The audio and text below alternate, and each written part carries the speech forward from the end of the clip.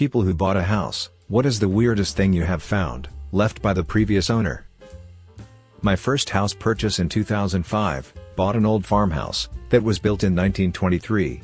The basement was filled with crap. We told them, they needed to clean it all out before closing, but they didn't do it.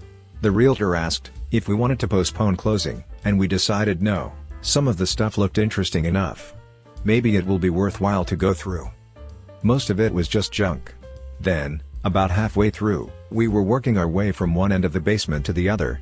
Because you could barely walk through, I went to pick up what I thought was a small box, only to quickly realize, it weighed at least 75 pounds. Upon further inspection, it wasn't a box, but a wooden square, 4 inches wide and about 12 inches by 12 inches, with 2 thin masonite plywood covers, on each side. On one edge were 2 bolts with wires coming off that had been cut. Very strange, had no idea what it was, but thought it was interesting. So, I put it aside and we kept going. At the very back of the basement, once we cleared everything else out, was a rickety gray cabinet, built into the house. Inside, were numerous strange small tools, vials of mercury, vials of a strange powder, and thousands, literally thousands, of dice blanks. Some actual dice, but mostly blanks without the dots. They were all in little boxes, labeled, dice blanks. Also very strange. Not too long after that, I met a guy, and upon learning my address, he said, "Can I come over?" My best friend grew up in that house.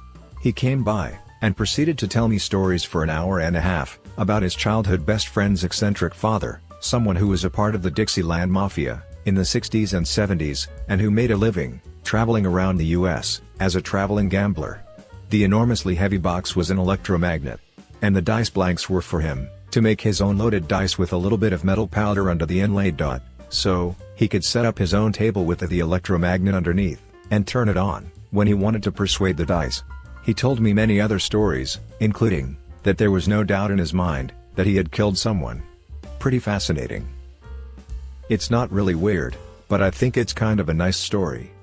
One of the kids' rooms has a shelf going all around the top edge, and when my kid was putting stuff up there, they found a letter from the previous kid. The letter welcomed them to the room, etc., and asked them to take special care of a rose bush in the front yard, that was, their special rose bush. My kid thought it was really cool to have that connection with the previous kid. A glass bowl. It was kinda pretty, with horizontal blue stripes. We kept fruit in it. We thought about dropping it off at the local charity shop, but never got around to it. Then one day, I was at an antique fair, and I saw for sale glass bowls that looked almost identical to ours. I went home to get my bowl, and brought it to be assessed. Turns out, it was a vintage Aurifor's crystal bowl. The assessor valued it at around $800. We no longer keep fruit in it. Not my house, but the school my friend worked at. A pipe had leaked, and ruined a wall in the building, one of the oldest schools in the city. It was a beautiful property. Anyways, the pipe leaked, so, they pulled down the ruined wall, and behind the wall found a door. A fully furnished apartment was there. Had a coal-burning stove to heat it. Early 1900s appliances and decor. It was for the caretaker of the school. My ex-wife's family knocked down a wall, in a 400-year-old house in Cornwall, and found a perfectly intact bedroom from the 1800s, still with all the personal effects where they had been left. Nobody knows why it was boarded up, or why things weren't taken out of it. Oh, and that house always appears in the guides for the most haunted locations in Cornwall, if you believe that kind of stuff. Before I met her, my wife got a call from someone she worked with, saying they'd just bought an old house and in the city, and in it was a steamer trunk with her family name, not a common one, carved into the woodwork on one end.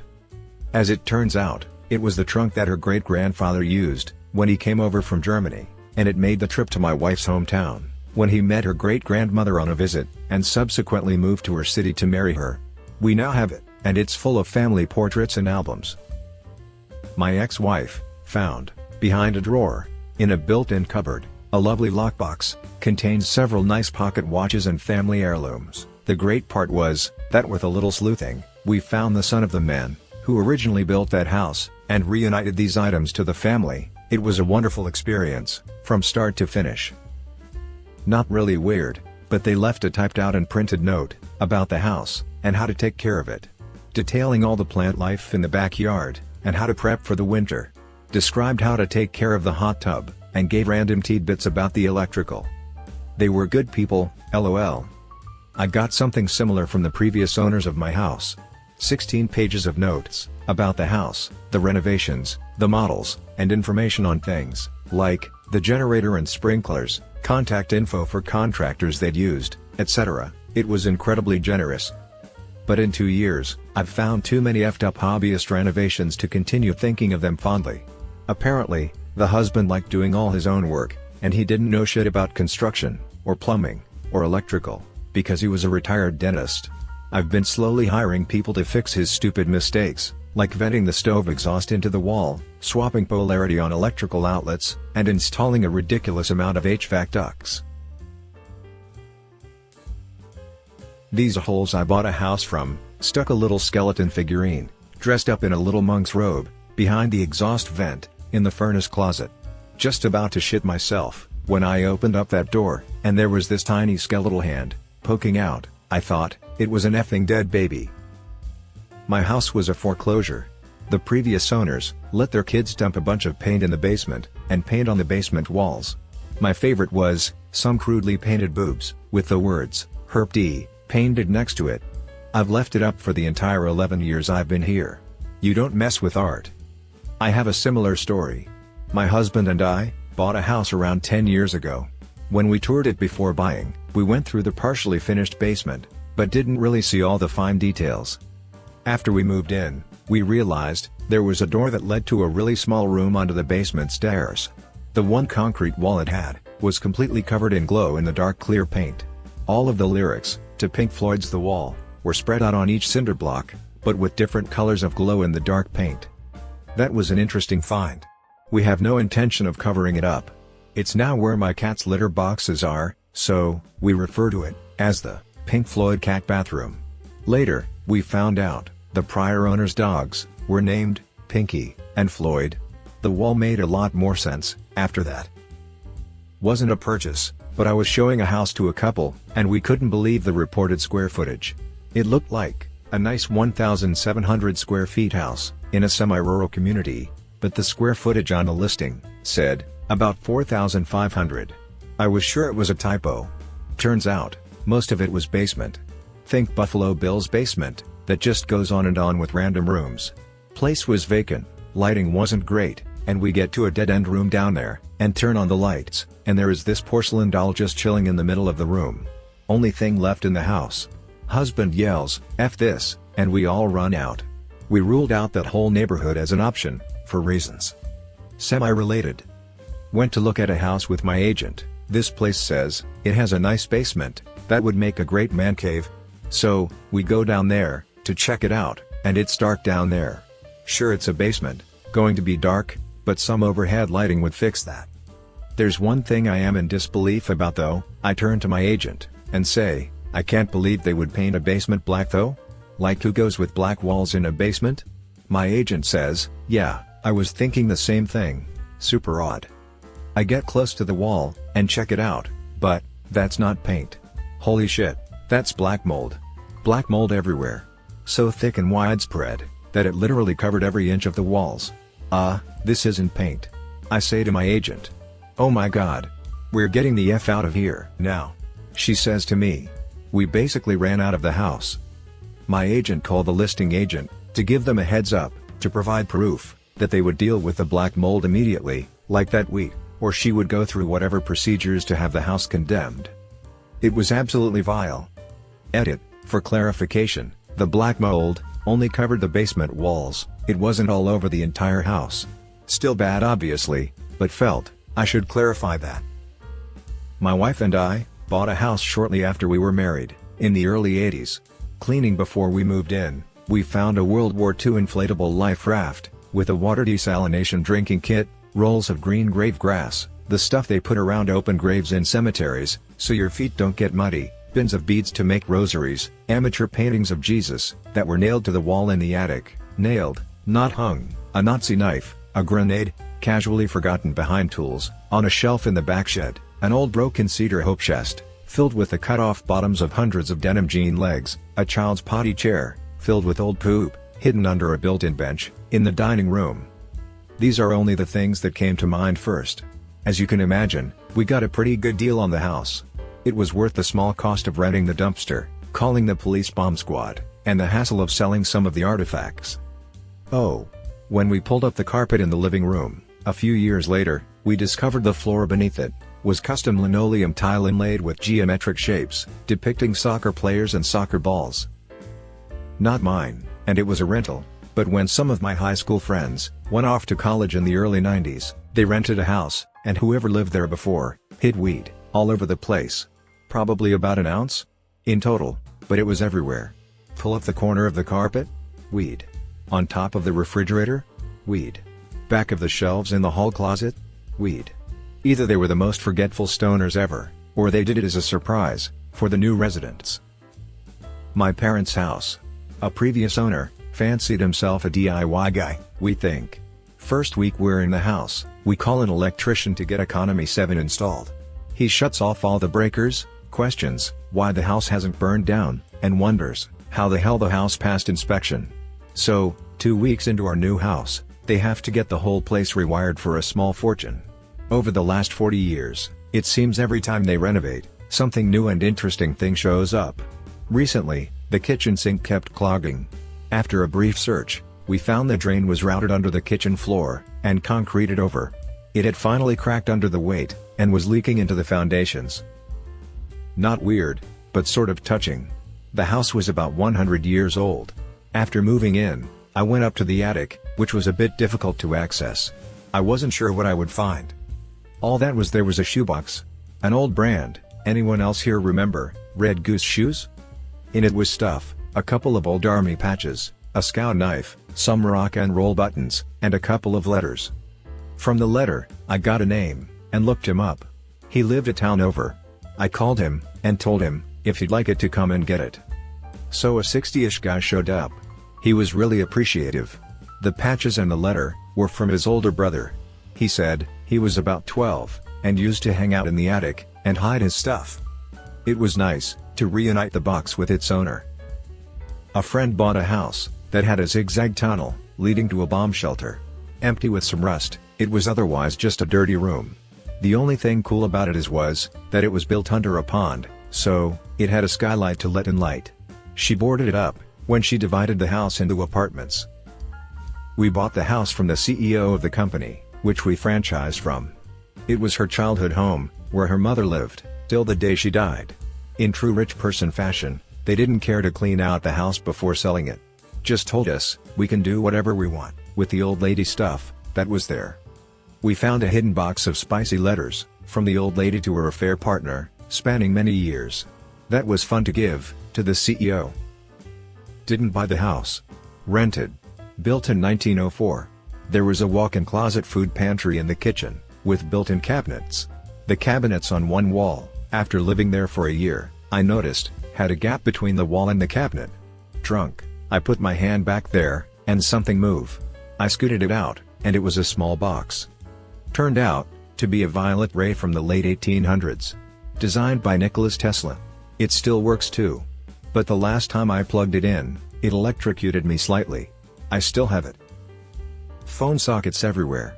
It was a 2-up 2-down house, with a truly excessive number of phone sockets, and some in weird places, like above the kitchen door, or in the attic, which was not even finished as rooms, but had no ladder, and wasn't even boarded, just rafters. Why? The house had no alarm system, or anything like that might need phone sockets. There was absolutely no logical reason we could see for some of those placements. Like the one above the kitchen door, wouldn't have made any sense at all to plug into a phone or other device with what was surrounding it. Was someone making secret landline calls perched on a rafter in the attic? I also found multiple packets of corn and bunion treatments behind the kickboards in the kitchen. We bought a house being foreclosed on. We gave him an extra month after closing, and $2,000 to help with his move. Still had to have the sheriff come remove him. Anywho, was doing some cleanup and remodeling before we moved in. Whole house was carpeted. When I started ripping it out, there was a giant blood stain that started in a downstairs spare bedroom, that then trailed up to the master bath, where there was another stain. His wife had left him, so I had to call the realtor to find out if anyone knew where she was. Turns out, he had shot a deer in the yard, and gutted it in the house. What a hassle. Had to rip up and install new subfloors. My vegan ex-wife was not thrilled. A basement room that was fully decked out as a dungeon. Faux stone walls, a stocks, like where you lock your head and hands, in all ye old England, candle scones on the walls, a metal barred cage in the corner from floor to ceiling. Oh, and the close had a load of toys, some normal, some not so typical. Found a manuscript about an uncle who takes his young niece in after her parents die. Then they fall in love. It was so badly written and disturbing. We also found a giant dildo, a photo of an all-man, thrapple glamour shot style, and a love letter, written on college letterhead, to a 13-year-old girl. All in the same attic. East Nashville. I've seen some shit. We were working on what was originally the Rocket Star Cafe in Kalamazoo, Michigan. It was owned by a raging alcoholic piece of shit absentee slumlord. Our job was to clean it up, and turn it into a new cafe and computer shop. As anyone who ever hung out at the Rocket Star knows, the old hardwood floors were bouncy and mushy just about everywhere in the entire front room. Every week, there would be a band up front by the windows towards the street, and a packed crowd of sweaty students, stomping, bouncing, and swaying, all the way to the back. The music was good, the weed was cheap, and getting a blowjob in the back room of the Rocket Star was a rite of passage for half the freshman class of any given year. But now, that was all closed down. We had a summer to clean the F out of this place, fix the plumbing, the electrical, the HVAC, the floors, and build a new business that was scheduled to be open come September. We worked 12-hour days, through the summer heat. It was a job I'd never forget. The floors, we soon discovered, weren't just soggy and bouncy. They were rotting to shreds. We went down into the dirt floor basement, and looked up overhead with a flashlight. The entire underside of the floor was white, green, black, gray, and tan. It was everything but wood. In fact, you could barely see any wood at all. It was completely covered in mold. In most places it was over a quarter-inch thick. I'd never seen anything like it. Without a moment of hesitation, or reservation, I said, "This goes, right now, all of it," and we all shifted from that easy introductory phase of any new job site into action.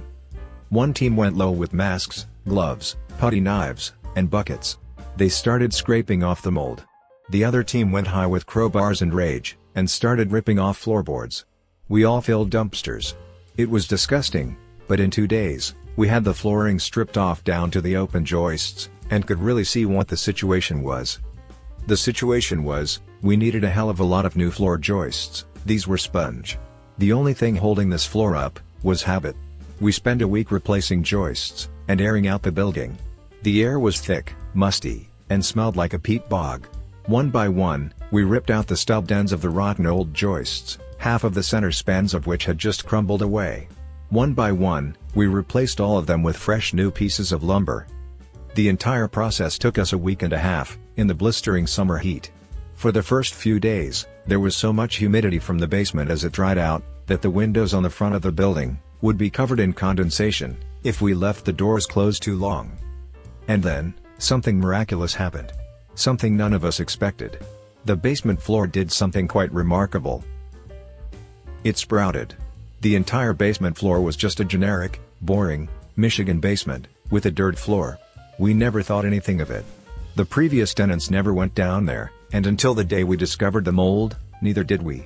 But now, that dingy, dirt floor had turned green. Hundreds of tiny little green shoots had appeared, because for the first time, in forever, since we'd ripped out the floor, there was sunlight down there, and lots of it. We had to go explore this. So, we all went down, and checked it out. While we were down there, I noticed an old furnace boiler sitting, half sunken into the floor off to the side of the stairs. It was a rusted hulk, and someone was going to tear open a leg on it, if we left it there, so, I asked a couple guys to haul it off to the dumpster. It was while they were removing it that they discovered it was sitting on a concrete base, about 2 feet down under the furnace. They asked me what to do about it, and I went to get a look. I grabbed a shovel and hopped into the hole. I was standing on the concrete base with the dirt around me coming up mid-thigh, and I started digging around the edges. I wanted to see how big the base was, so we could determine if we should remove it or not.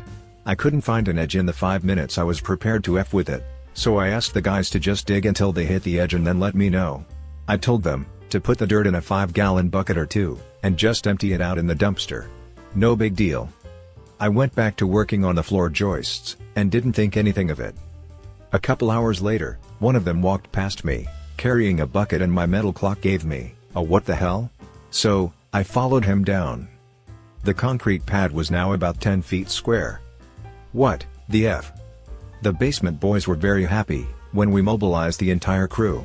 We all teamed up, and everyone started filling or hauling buckets of dirt out to the dumpster. Everywhere we dug, there was smooth concrete underneath. Eventually, we got to the walls and confirmed our suspicion. It turns out, the basement didn't have a dirt floor, basement had a complete concrete floor. Some stupid F had filled the entire basement with dirt. But why? The building had been a cafe of some sort for years and years. Well, restaurants are required to have a special type of drain with an air gap. The upstream pipe just stops for a couple inches and drains into a larger diameter piece of pipe below. You'll see air gap drains all over the place in restaurants, because the vast majority of the time they work just fine. This one, however, did not. The downstream line had clogged at some point, and the upstream never got the message.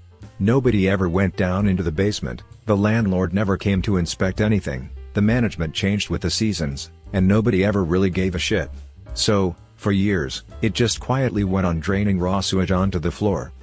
We hadn't been shoveling dirt, we were shoveling composted human shit and restaurant waste. Together we had hauled well over 300 buckets of human shit out of the basement of the Rocket Star. I had never felt like I needed a shower more than the day we figured that out. Our cafe never opened, we got out of there as fast as we could. The absentee drunk landlord sold the place to an even more evil cunt, a shady parasite with a mean streak, and a Jimmy Durante nose, who runs a cash for books gig, scamming broke college kids. We got out of there and never looked back. The house we moved into, in the 70s, was one where it had been added onto a couple times, and the exterior remodeled, to look consistent. But the original part dated to the mid-1700s. Deep in the basement crawl space, under the old part, there was a short bricked-up protuberance, attached to the wall, with the letters, RIP, chiseled into the top. We used to joke about it, until we found out it had been a place where midwives delivered babies, at one point. Then the jokes got a little macabre. The previous owners had cut the main beam holding up the second floor, in order to run a heating duct. What's this big block of wood? No idea, hand me the reciprocating saw. Surprise. The walls were insulated with black paper, and newspapers from 1922, and included an article on the church down the road. Was it the priest's job to be entertaining, and put bums in seats, or was it people's moral duty to show up, even if the sermon was boring? The church turned into a daycare, and was then torn down to make way for townhouses, so, I guess, we know how that one turned out.